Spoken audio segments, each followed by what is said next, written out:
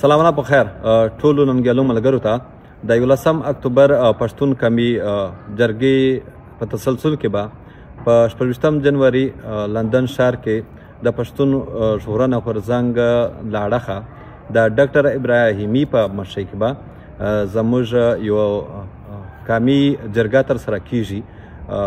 په نږدې هیوادونو کې هم هلته په اروپا کې څونه هم زموږ ملګري دي، پښتانه دي، افغانان دي، هته موږ بلنه ورکوو چې په دې جرګه کې تاسو شرکت وکړئ.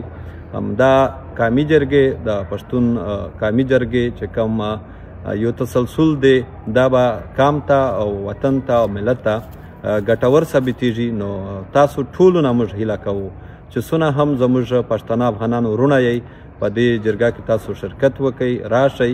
په 14 جنوري به دلته یو لویه جرګه ترسره کیږي.